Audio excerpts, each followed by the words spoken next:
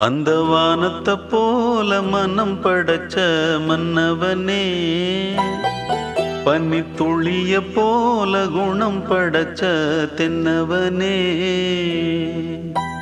மஞ்சளிலே ஒரு நூலெடுத்து விண்ணுக்கும் மண்ணுக்கும் சம்பந்தம் உண்டுன்னு சொன்னது யாரு? அது மன்னவன் பேரு. அந்த வானத்தை போல மனம் படைச்ச மன்னவனே, பனி துளிய போல குணம் படைச்ச தென்னவனே.